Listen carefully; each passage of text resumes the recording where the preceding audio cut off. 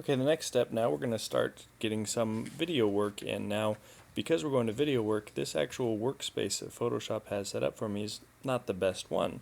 Because I'm going to be doing motion, if I go up to Window, Workspace, and Motion, it will snap some things around and show me some different things that I'm actually going to need.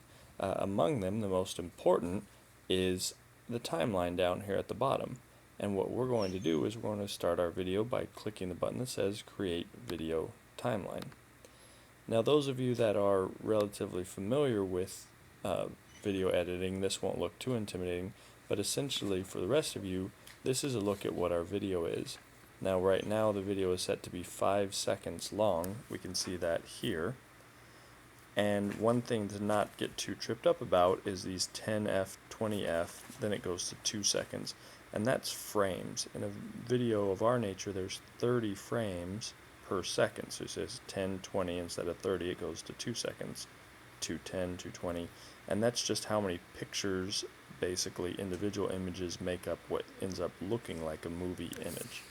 So regardless, the first thing that I'm going to do here is we're going to go ahead and bring in the audio. Now, you should have downloaded this already, and to bring in the audio, you see along the bottom there's this audio track.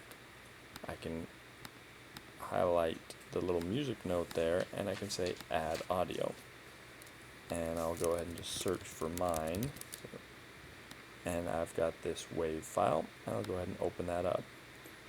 Now we'll see Photoshop will import that, and as I scroll through this is called scrubbing, moving this little playhead along the video.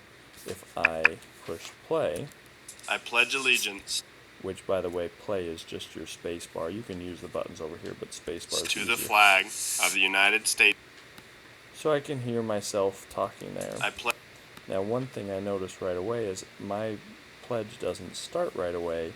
So the first thing I'm going to do is show you how to trim that up so that you get the actual beginning and end of your audio to start in there. So let's go. And I'm seeing that it's starting close to right in here. Now, in order to get it just perfect, I'm going to go ahead and zoom in on this timeline, which I can do using the two little mountain peaks down here below. So as I click this one, it's actually zooming in. It's a little hard to tell, but you can see that they're getting closer on that time up here. And I pledge. I can see it starts right about there.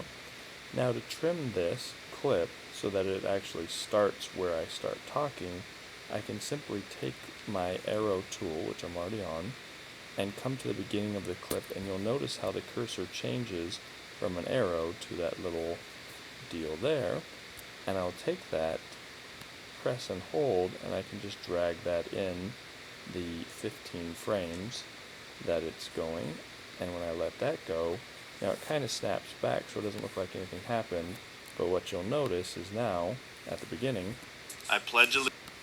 he starts talking right away. I pledge allegiance.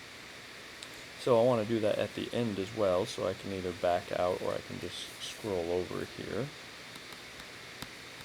And you can see that right now it's a lot longer than my video. Under God, indivisible, with liberty and justice for all. And I'll pause it there. Same thing on the ending. I take my clip to the end. I'm going to zoom in just to make it a little bit easier. And I just drag in the end.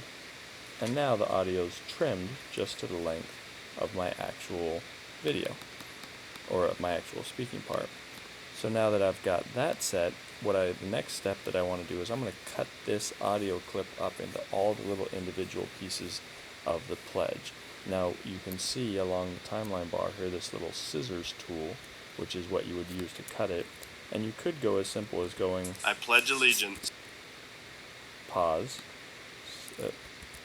clip. But what it ends up doing is clipping all of these clips as well. So I want to make sure that I lock those down. So over in the palette, I'll lock them. And now if I cut, it still cuts them all, which is a major bummer because that's not what I want it to do. Okay, that was my mistake there. I actually messed up because you don't want to have any layers selected. If you just click down and away from all the layers, see how no layer is active, then it will let me clip. I pledge allegiance. Now I cut it, to the flag cut, of the United States of America, and to the republic for which it stands, one nation, under God, indivisible, with liberty and justice for all. and I'm going to leave the last one long there. So now I've got those cut, and what's great about that is it then makes it a lot easier for me to take my individual pledge pieces, and now you can see I can trim it down the same way that you learned before, so that they all match up with the part that they actually go with.